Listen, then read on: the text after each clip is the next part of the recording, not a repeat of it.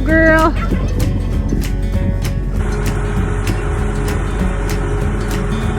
Hey, there you go.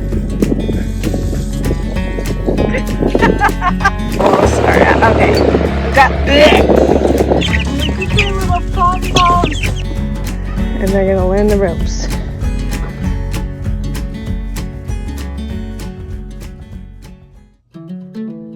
About 3 weeks has passed since I got my garden assassins, and they are still as sweet as they were before.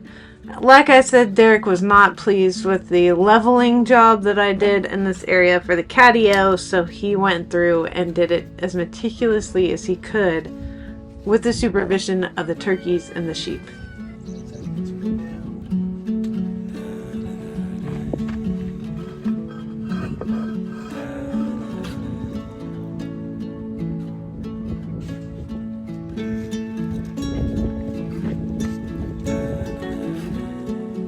It's pretty difficult to get everything completely level, and we had to build up quite a bit, as you can see. So we gave it the good enough seal of approval. Alright, here it is. It is not lined up how I wanted it to be, but this is what happened. Because the bottom is now fairly-ish level, except for this way to this way. It's a little taller over here, so it leans a little. But this shouldn't be a permanent structure. And then I wanted that to line up, this corner to line up with the window, but that didn't happen. So I'm just gonna have to make a transition so that they can come out. Right, Bagheera? Yeah. I have finally finished wiring it in. All of the seams I had to sew. So this one, here's the door, and the latch for the door. So that ain't going nowhere. But anyway, now I need to put the platforms in and then get away where they can come out that window. As far as the roof, we have 2x4s up there. So unless they can get through these little things that I can barely get my finger through, they can't get through there. Same with up here. Okay, I have cut into my window, but I can easily replace this because I don't plan on this being permanent. What I need to do is screw this down on the other side, and then they should have a ledge here on the windowsill to up here into the catio.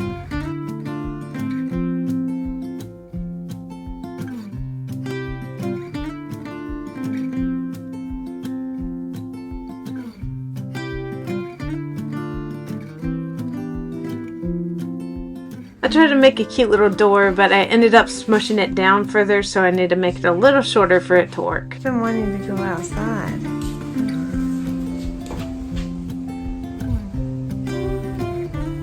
What is that?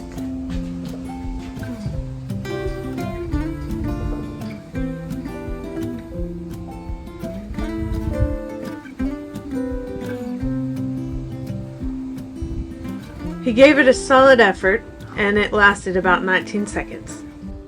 Mowgli's experience was a little bit longer at about 30 seconds, and then he had enough of that. And apparently it wore him out.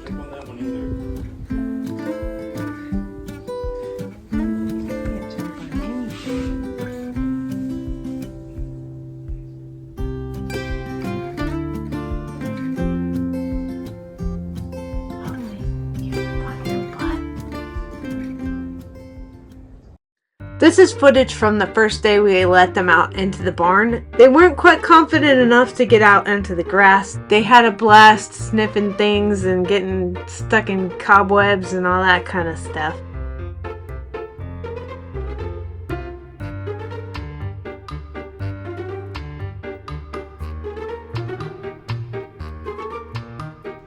A few more days of these supervised outdoor times, and they were confident enough to go in the grass, and they loved playing with the long grass and playing with each other. We'll just have to keep watching them and not let them out permanently until after they're neutered and bigger, because I don't want them to be tasty snacks for coyotes or run off to go find a girl. I say permanently. I am going to put a cat door on my shop door because they've already spent enough of their life indoors. I'm going to allow them to come inside. The kid just came out in the catio all by himself. Good boy, Bagheera. Hi, baby.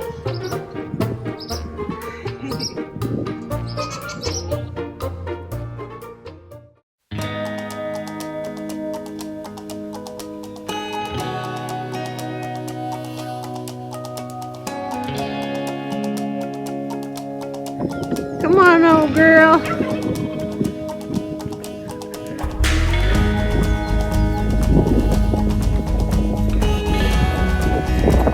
Ooh, I saw that.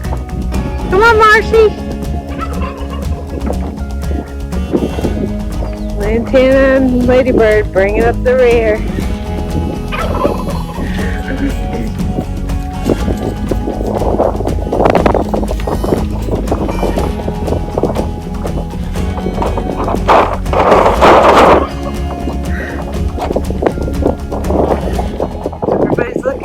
Flies are going to be pretty bad this year. Just wanted to point out that we do have 12 cows on this 15 acres. But you see them laying down over there and in the corrals and stuff. They're not starving. We still have plenty of grass. We keep a close eye on this grass. If they got too low, we would give them more hay. In fact, we plan on giving them more hay, but right now they are not starving. See, everybody's big and looking good. Peppermint Patty's always like that. She's just really old. He looks particularly good. She's filling out more after having a calf. Longhorns are kind of bony though, but she's looking really fit right now. So is her calf eating ranch cubes. She was born on New Year's Day. Flies are going to be bad. We can't really do much about them. Nothing really works for more than a day or so. Marcy's looking good, but she's longhorn, so she's going to look a little skinny. Man, she looks good though. And then our bull just turned 2. This explains why we haven't had calves in a little while, because he is just now into good maturity, like able to do his job without fail. This is the first hay field I've seen cut.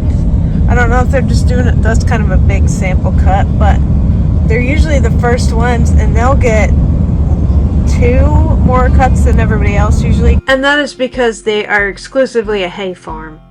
Most years we don't start cutting hay till about June. We didn't really have a wet spring this year, like monsoon rain. We've had consistent every week or 2 we get some rain, which is everything we could hope for the summertime. But unfortunately, all good things must end, and the drought and extreme heat are inevitable. Baling for different kind of animals is a little bit different. Cows are not picky. Horses are the picky ones, okay? And because I'm a woman folk, I usually don't get asked to help with hay, so I only get the footage I can record as I'm driving. Anyway, after you cut the grass, then it stays out to dry for a little bit. Usually a day in the sun is good for what we do, and that's so it doesn't mold inside the bale. But the whole reason you're baling hay is to preserve what you grow during the growing season and to preserve those nutrients and protein levels rather than it just decaying on the ground. Then it is raked or merged together so it makes one path for the baler to go over, and it gets wrapped up in a bale. After that, the baler comes and picks up all that hay, rolls it up real tight and puts a net wrap around it. It gets stacked up somewhere where the cows can't get it and sits there till we need to use it. While Derek is helping to cut hay, I'm gonna get the pig pens mowed the rest of the way. Derek did a little bit of it and it was too wet. We are expecting a little rain today, hopefully, and a little tomorrow, if not one of the two. So I need to get it done before then. We're trying to take off the spring grass or the winter spring grass so that the Bermuda can grow up a little bit more. At the same time, trying to keep the goat weed down. goat weed is just inevitable. This is my fancy equipment. I don't take offense to not being asked to bale hay. There are older men, and I've actually talked to the guy who owns all the baling equipment, and he said I could help, but Floyd is still able-bodied enough to go help, so I don't have to. He enjoys doing it. I'm going to just show you the grass after mowing. See how much more the Bermuda is able to green up now that the winter rye, the brown stuff, is finished for the season. So it's come up in a seed. It's dropped its seeds for the most part, and we'll have that crop next, or this fall, I guess. But until the blessed day when fall comes, we have to deal with the stupid summer. The pigs in particular, I've said it every year, they can't sweat, so they need shade, wallows, and water. We give them showers daily, sometimes twice a day.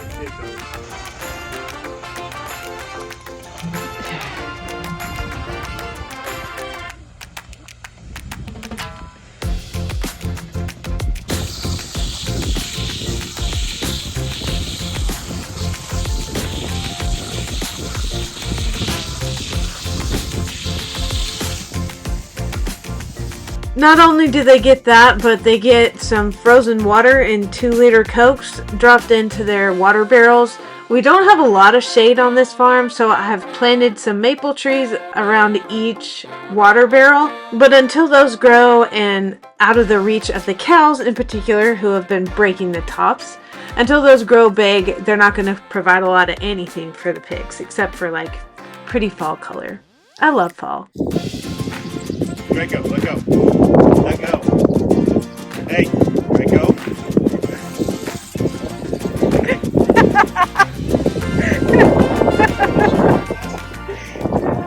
Another task we needed to get done was castrating these males and getting the CVI for a female and a feeder. That is a certified veterinary inspection that has to be done in order for livestock to cross state lines. And 2 of these piglets will be making the trip to Oklahoma. We were running late, so I didn't get great footage, but Gale is also coming to get castrated because he is too big for my bander, so we should have done it before then. He's not happy today. He's walking a little sore. I didn't see him when I first walked up because he wasn't making noise, and it scared the crap out of me. He's a good sized lamb. I mean, he's got wool on him, but he's a good sized lamb. So they had to do a different castration than I would have done with a different bander because he's so big. Actually, I think it has to do with making sure the job gets done with a larger supply, if you know what I mean. It took about 4 days and he was running around, so he really couldn't feel them after that. Super flighty birds. Look at their little pom-poms. If the tops of their heads correlate with them being male or female, I think I have 3 or 4 males. So that kind of sucks, but I expected it because they're straight run. As far as this bunch, they're almost the size where I would put it, well, they are the size where I'm going to put them out in a pen in the run, like where the bigger chickens can't get to them, but they're outside of this little cage because they do things like this, fill their water with shavings daily, and they're on top of their food, which I have pulled out here so I can refill it. And they poop down in the middle. Not saying they won't do that when they're in the bigger pen, but they need more room. But we have about a week of potential rain coming, so I'm gonna wait till that passes and then get them out in a bigger pen. Mavis, for the first time ever, has actually been sitting on her eggs. She hasn't wanted to get out because she's sitting on them. Today is a lot more bearable than it was yesterday, but kudos to her for staying in there while it was hot and muggy as all get out. It's a lot better today. Okay, it's not even a week later from when I filmed last. She only has one egg left. I don't know if she just knows that the other two weren't good or something like that, but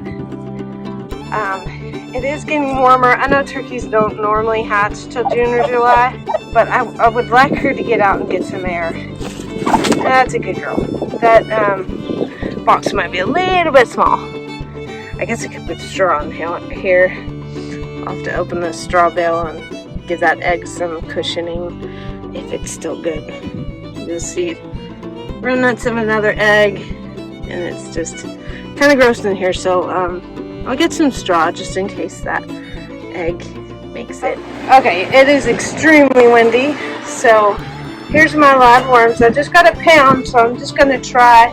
They suggest 1 pound for a size of box like this. Oh man, that's heavy. I'm going to kind of see what my moisture level will start at. Okay, got enough moisture in there. And enough bedding, which is going to be the hay, and poop. And I just, oh man, that stinks. I've done research on worms, but that doesn't mean I'm doing it correct, so don't use me as a reference to start a worm farm.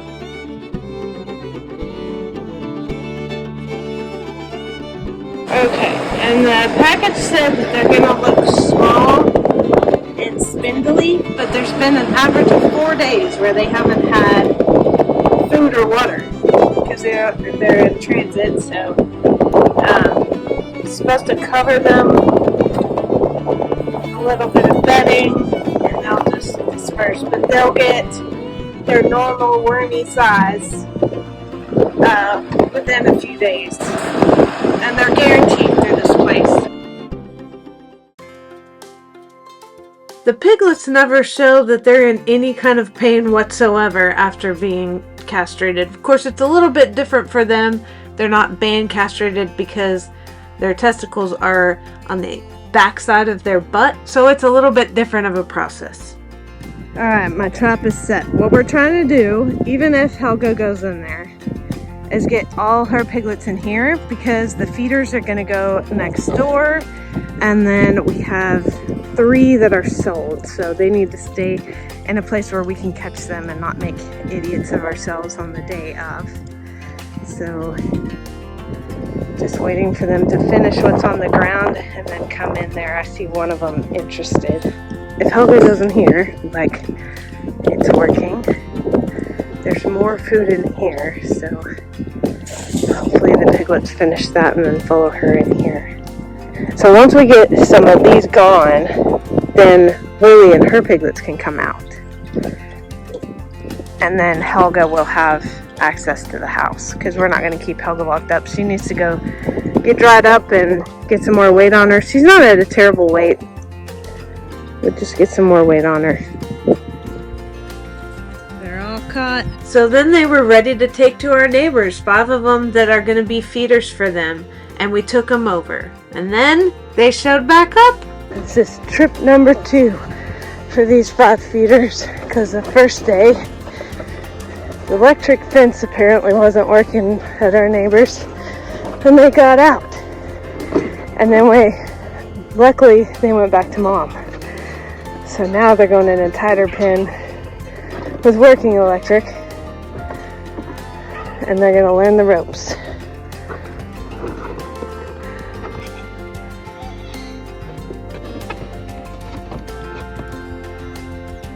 One down.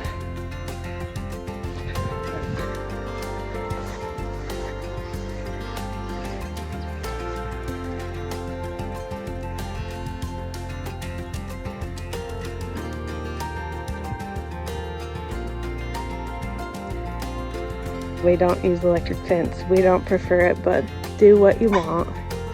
If it works for you, then it works for you. A few days later, the pigs that are going to Oklahoma had to go back to the vet to get an ear tag. This one is sold to somebody in Texas, so we don't need the CIV, which is a certified veterinary inspection. But for those 2, they had to have whatever tests that state requires before any animal enters their state to do just a quick blood draw and overall evaluation, and then the tags after the negative test results, and now they're ready to go.